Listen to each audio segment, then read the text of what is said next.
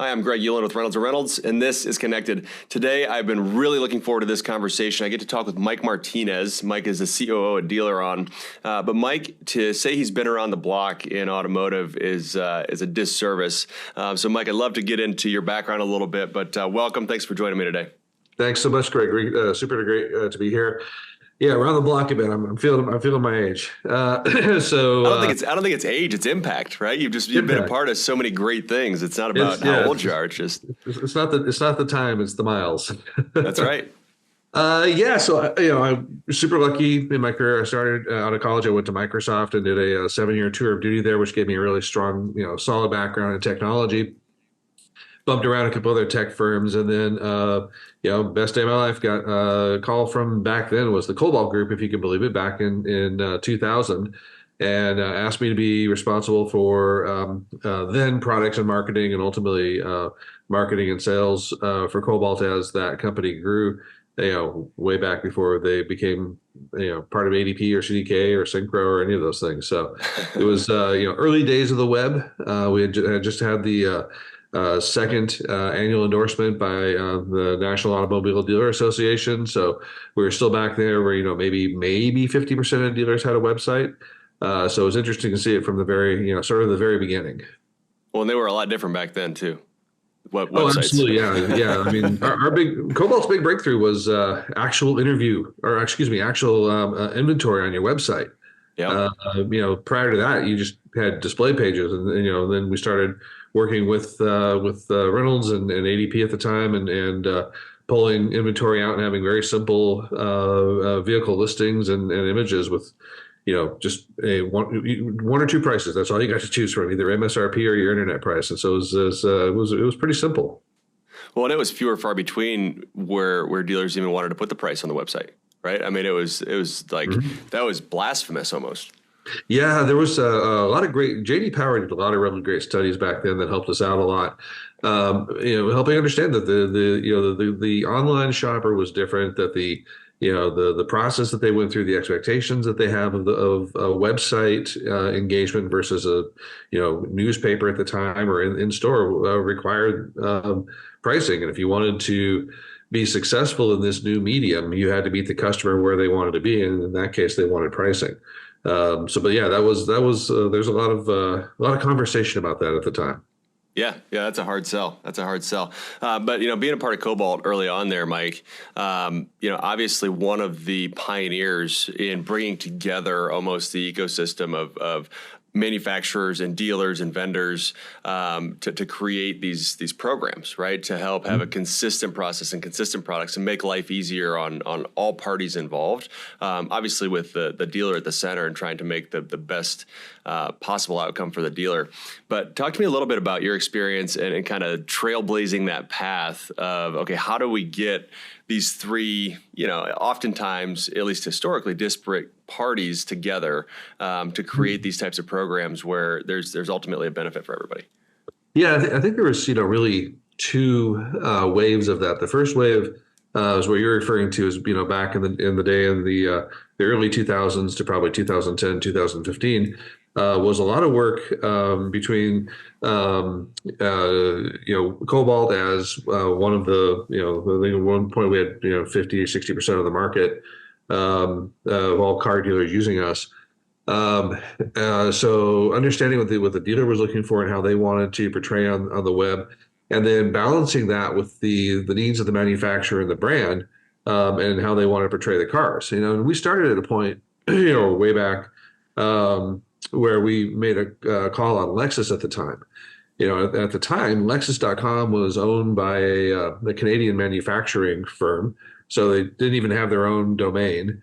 And we had to go and sort of lay out this vision of the future of, the web is coming. It's going to be really important to car buyers. We had some good data from sources like J.D. Power back then. The car buyers really wanted to shop online. And you, the manufacturer, need to be part of this conversation in the same way you do for advertising, because if you don't, then the display of your brand and how the vehicles are going to be treated is not going to make you happy. And so it was a lot of evangelism both on both sides to help them help sort of the industry buy into this idea that the website was going to be important, that the manufacturer had a stake in it, that the dealer had a stake in it, and then as one of the vendors, we need to work with both to make sure that the dealer has the ability to sell the car, and then also portray their services and their brand within their marketplace and who they are within their community in a powerful way that's balanced with how the manufacturer wants to just see the car displayed and the expression of the brand and its values. That's a finely honed balancing point. And then that was so that was wave one, and that kind of carried us through into about 2016 or so. And and vendors swapped back and forth, and Cobalt had its day, and then Dealer.com came in and did a great job of securing a big chunk of the market share. But then wave two came and said, wow, there's now a lot of really good website companies, and dealers really need choice. They need to be able to choose whom they want to work with, and instead of saying, okay, if you're GM, you're going to be, towards the end there, Syncro. You have a choice between Syncro and DealerOn and Dealer.com and Dealer Inspire, because each of those four companies have really good technologies, and each of them have something different that appeals to a dealer versus the others. And that really made things then much, particularly in cooperation with them by the managed service providers of Shift Digital and JD Power and Unite Digital and the rest of them, meant that there was a lot of parties at the table now, and the complexity of what we were displaying on the web became so much more complex, and the ecosystem of even just inventory. It is mind-blowing how many different parties contribute to handle or otherwise process and somehow affect the display, the pricing, the description of a piece of inventory on a dealer's website. I actually really feel for the dealers. If it's hard for us, it's got to be incredibly difficult for them. And they're just trying to sell cars, and the cars are so, it's just so complicated. And so it led to this fantastic space where dealers get choice, and they get to really project their brand according to what they want. But it's the flip side of that was a lot more complexity and a lot more hands at the table, and therefore the website companies really had to grow up and become enterprise software companies, ability to handle a lot of requirements like data privacy and uptime requirements with service level agreements, and managing and integrating thousands of data feeds, in a near real time basis. So it's come a long way from when we just pulled data out of the DMS and slapped it up on the website to what we have today. Yeah, it's pretty amazing. And I just want to underscore, your point about wave two. And this is where I think we've really taken things to the next level. And this is websites certainly, but it's most, most, I guess we'll say software, certainly online software, digital retailing and those types of things, digital advertising, where, the choice for the dealer is extremely important, right? Mm-hmm. And let them find the company that is the best partner for them, right? And it's so important. We've transitioned to that, which is something that I love, and it's great to see our kind of industry grow as an ecosystem, grow together, get better, right? Everybody's getting better at each piece of the puzzle that they contribute. So it's been really fun to watch grow. And yeah, I mean, just to go back to, you've seen it all. I mean, certainly Cobalt, and I appreciate you sharing that. But I mean, you had stops at, with DME, with One Command, with Cowboy. I mean, the list goes on and on. So your experience kind of in and around this space, whether it be with websites or CRMs or digital marketing, is just pretty impressive, really. Oh, thank you. It's interesting. Even just looking back, now I just went to my 24th NADA, how dynamic and how much, it was particularly now that we're so much more integrated, and the things we can do now that are really just fantastic. It's probably the most exciting time to be in the IT autos, retail IT space for automotive. Yeah. Some of the things that our companies are contemplating, and integration between Reynolds with its incredible trove of first party data and other information, and Dealer On with our new Signals product and the ability to, in real time, personalize the customer's shopping experience to the campaigns that you're already sending out, so that I'm receiving as a shopper a consistent experience with the direct mails and the digital advertising and whatnot that's going on, and lifting all of that up with personalized data coming out of the rental stack is pretty exciting. Yeah, yeah, and at the end of the day, it's really the dealers at the center in all of this, right? So how are they creating that great captivating experience for their customers, for their prospects, drawing them in, and ultimately moving the needle. That's the goal for everybody involved. Again, kind of going back to that idea that it's more than one party that's going to make this boat float, right? We all got a place. And everyone's got to play together, and yeah, exactly right. We got to put the dealer smack in the center of our efforts to help them do a better job.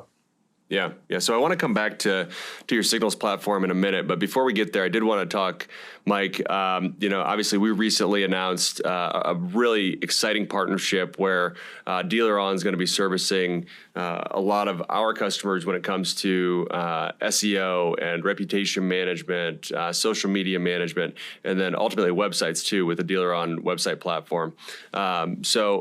Really excited about that. The team at Dealer On is the best in the business when it comes to delivering these services.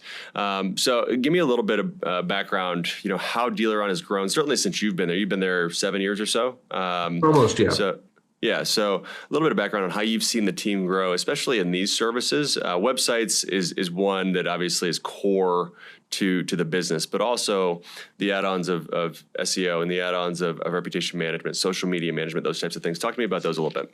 Yeah, absolutely. We've just been so blessed over the last 7 or so years, and really have been the beneficiaries of that wave too.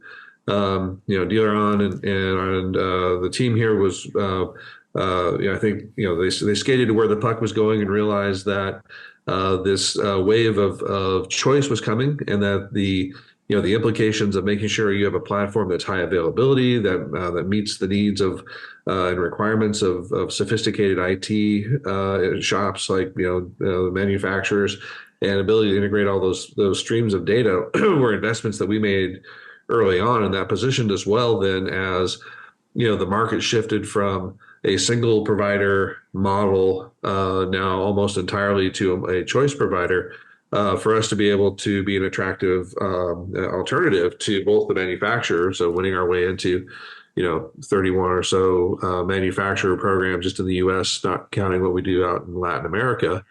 And now working with over 5,000 dealers in the United States. As you say, that for us, that's led by the web platform. That's our sort of the core part of our business.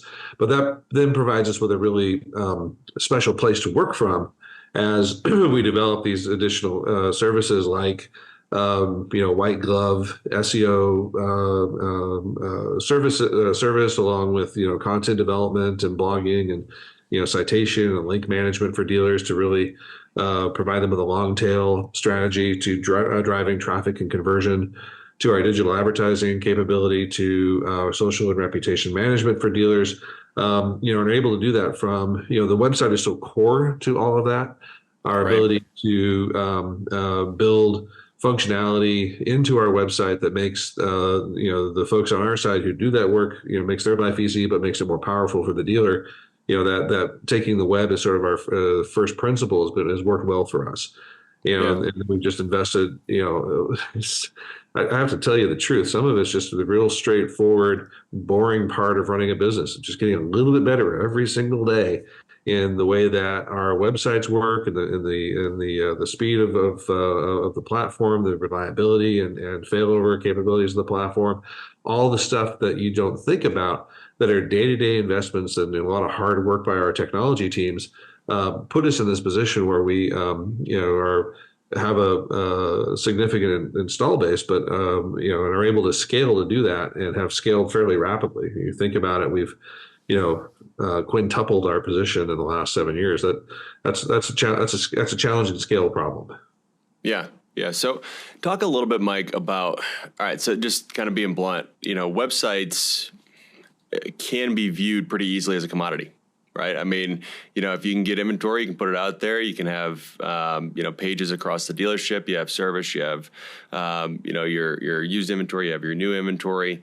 There's only so much you can do with a website, right? So, and then you get an OEM program involved, and there's certain requirements. So, give me from your perspective, because I'm making an assumption here, but I'm assuming it's a little more elaborate than what I just described, which is why I'm asking the question. How do you stay out of that commodity world when it comes to a website? If I'm a dealer and it's like a website's a website, how do you stay out of that?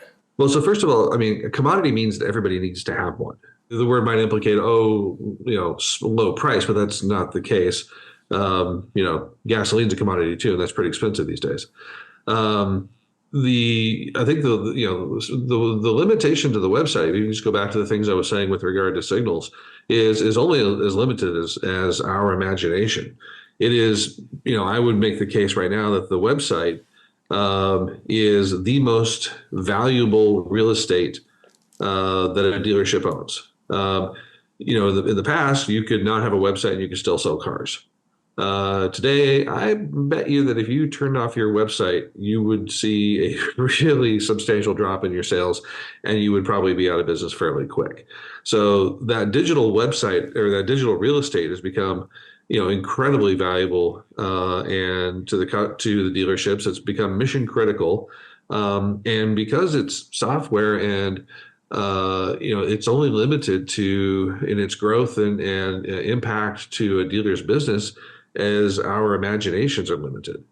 You think about the incredibly cool stuff we're doing now with data and personalization. You think about the incredibly cool stuff that's down the road as new technologies like artificial intelligence start to gain practical application in retail.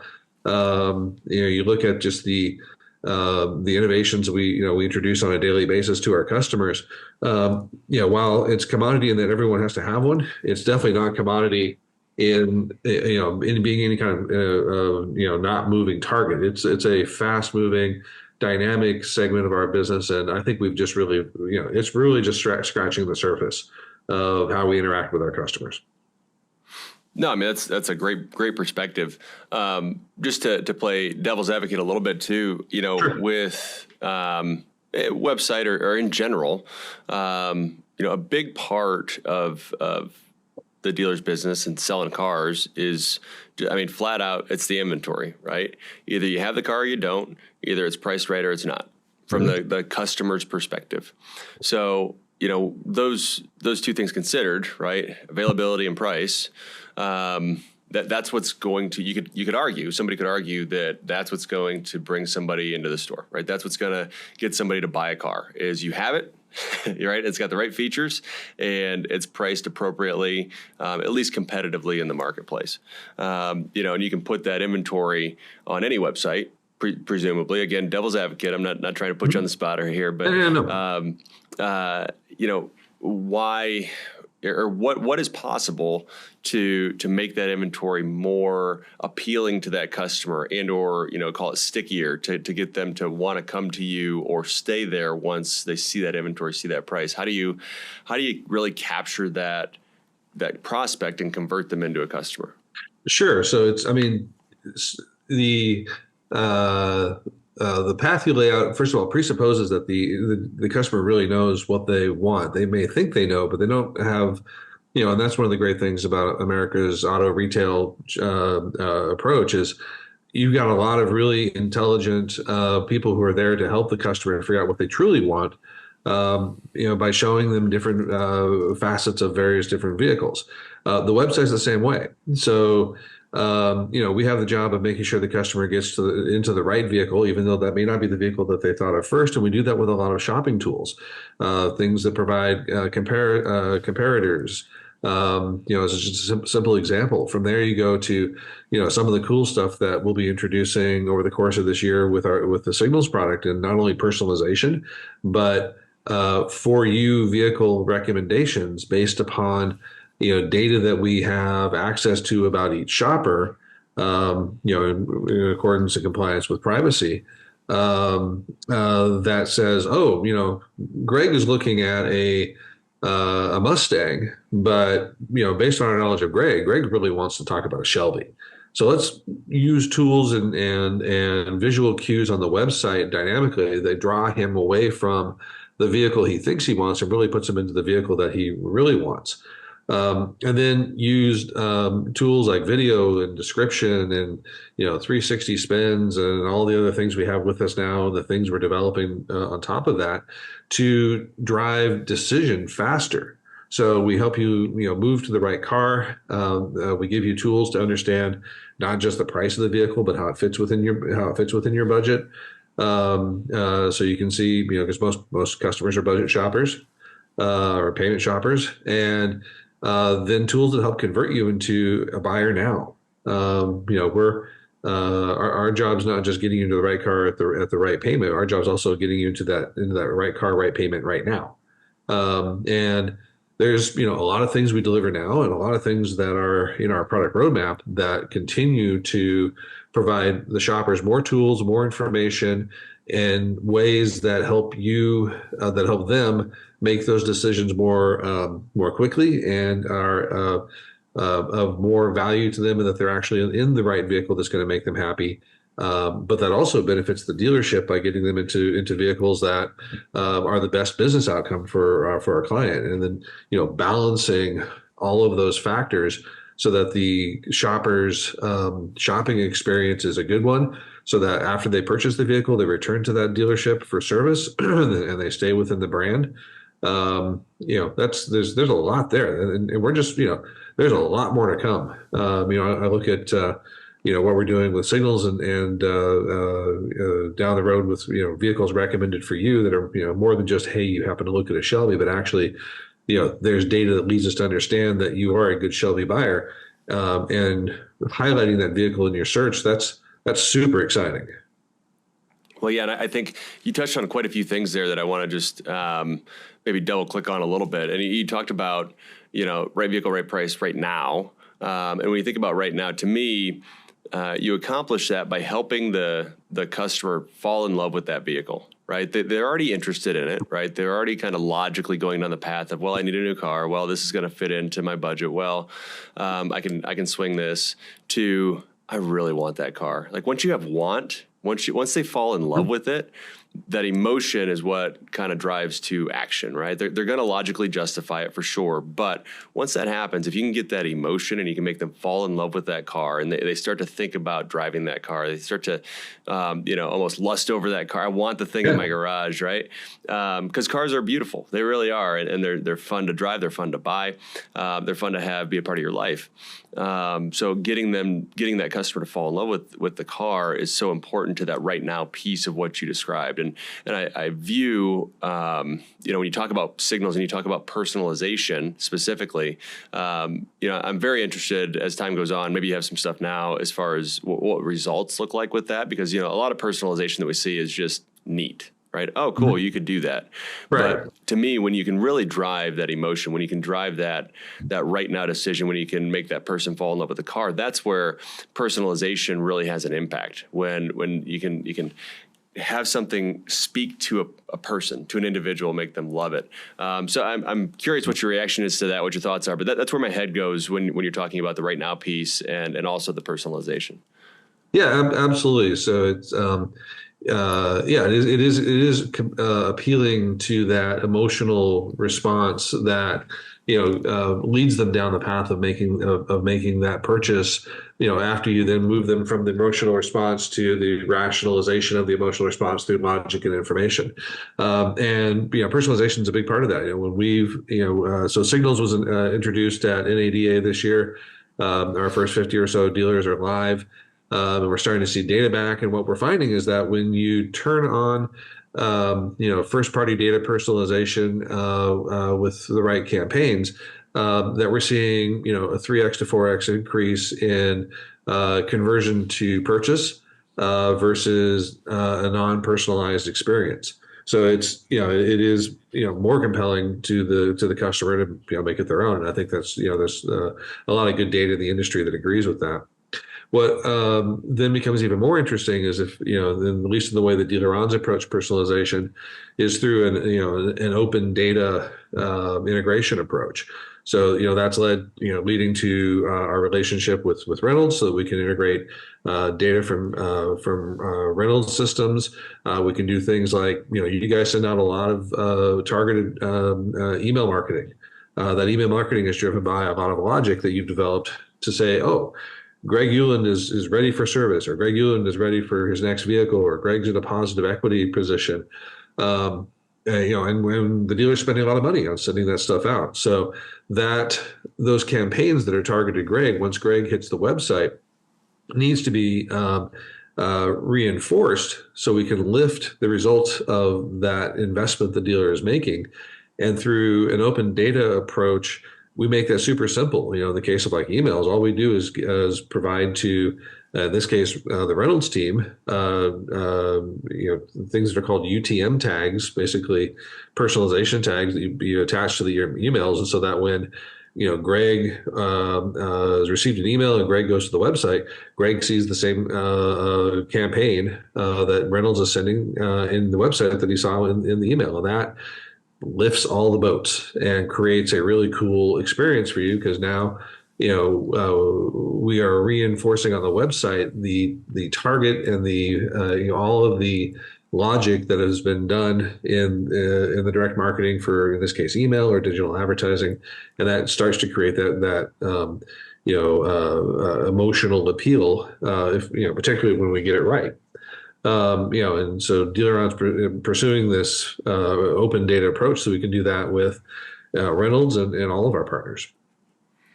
Yeah, that's great. That's great. So, Mike, you mentioned in there 3 to 4x increase in conversion to purchase. Just to define that, put a point on it, just to make sure I understand. Are you saying, how are you defining conversion? Is that, and then, I mean, purchase is pretty self-explanatory, right? They bought the car. But when you say conversion, how do you define that? We're defining it as they've converted to a lead, meaning a form fill or a phone call. So when we run A/B tests looking at like dealers, like regions, we understand the baseline of what we see converting off of an SRP or a VDP, search results page, or a vehicle detail page, and then we compare that to a similar website that's running personalization, and look at the difference in conversion from traffic to lead, and we see that lift. Yeah, no, that's great. So it's basically, you're talking about if I get 10 leads into my CRM and I close 2 of them, right? My closing percentage is 20%. You're saying that with personalization, that closing percentage increases 3 to 4x, like significantly. The lead conversion. So if you get 10 to your website and 2 show up as leads, then you'll get 10, and then you convert something, from there using, probably, 2, you'll probably close 1. You'll see 10 people go to your website, and you'll see more like 6 or 7 convert to a lead opportunity, which you then close. And so you're probably closing more like 3 or 4. Got it. Okay. No, that makes a lot of sense. That makes a lot of sense. That's great. That's great kind of results that you're seeing. It'll be interesting as time progresses, you get more dealers up on it, and the platform continues to grow with its functionality, what impact that has. So that's pretty exciting stuff.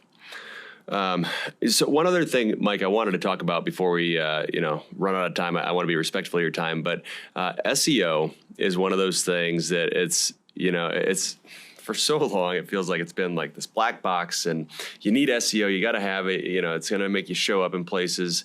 From your perspective, again, somebody who has a lot of experience in this industry and in this digital marketing space, what does an SEO strategy look like, right? It's not like you put a bunch of keywords on your website. That's not an SEO strategy. But from your perspective, and maybe Dealeron's perspective more broadly, what does an SEO strategy look like without getting, obviously way into the weeds where people are going to tune out? Sure. And with apologies to my SEO team and other experts in the industry, I'll take a shot here. This is you might as well have asked me which religion is best. To the degree which I can just feel the comments under this podcast building. I think it's first, it starts with the website. The website has got to be instrumented so that the search engines are indexing your content, therefore driving optimization of your pages as customers are looking for your things. And that includes, like you say, meta tags and alt tags and all of that stuff on content within the page.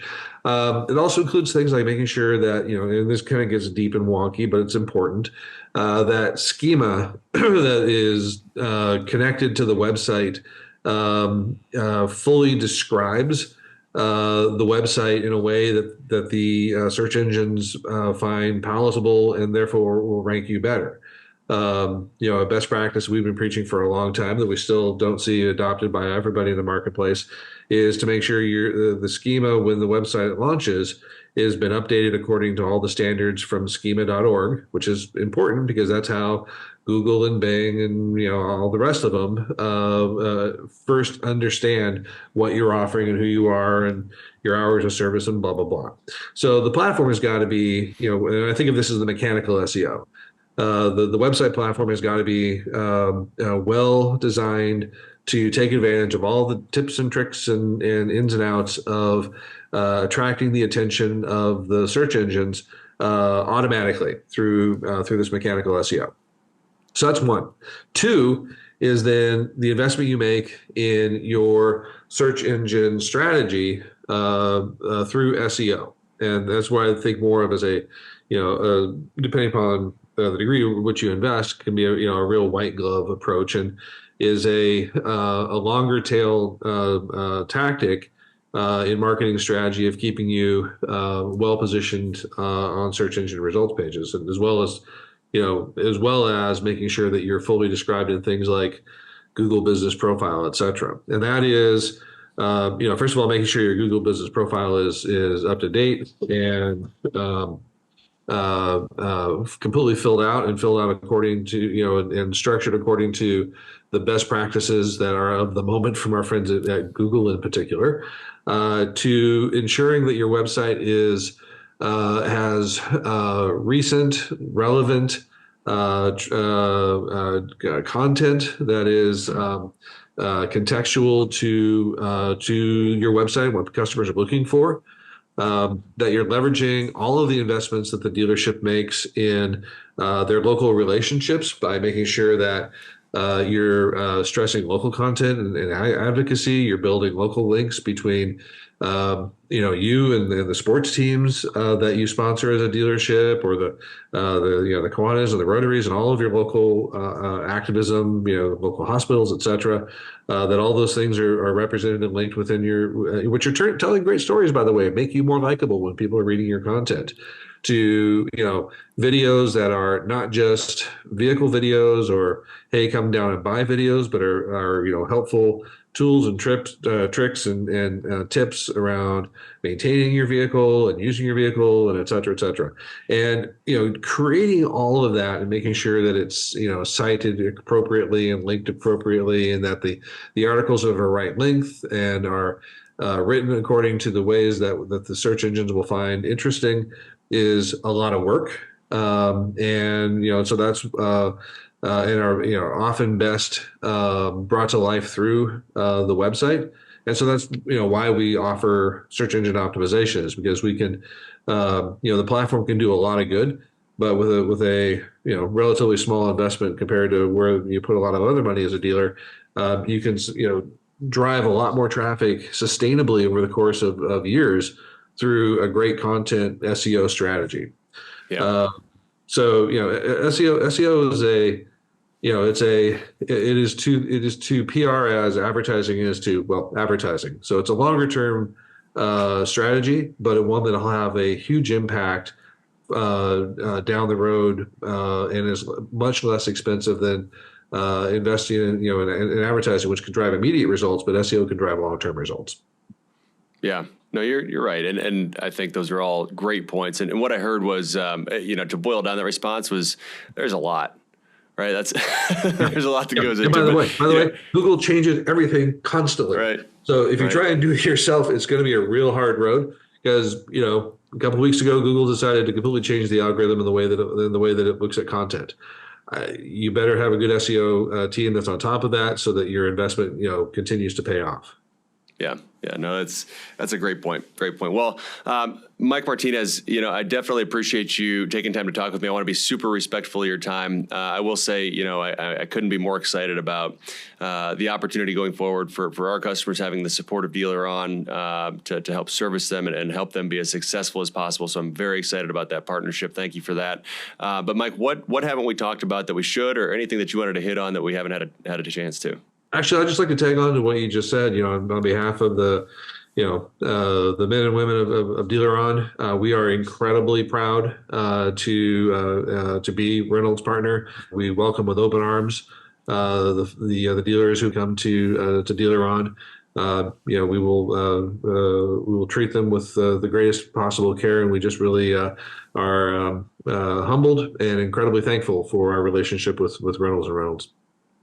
No, that's great. That's great. It's the continuation and also the start of something great. So we're looking forward to a great future for us and for every single dealer that we get to impact and help grow. So Mike, thanks so much for joining me. I really do appreciate it. I'd love to have you back on again sometime soon to catch up and hear maybe some more of those war stories from years past. I would. I love that. Thanks a lot, Greg. It's great to chat. All right, have a good one. Thanks. Well, that was a fun conversation with Mike Martinez, COO at Dealer On. Mike, like we talked about at the beginning, has been around the block in digital marketing in automotive. I can't wait to have him back on at some point to share more stories. Before we started recording, he was telling me about his journey with Brad Title at Cowboy CRM. So I'd love to get into some of that maybe next time. But I hope you enjoyed that conversation as much as I did. And before we hop off here, don't forget you can watch or listen to all episodes of Connected on YouTube, Apple, and Spotify podcasts. And make sure to hit subscribe so you're notified every other week when new episodes are released. Thanks so much, and we'll see you in 2 weeks.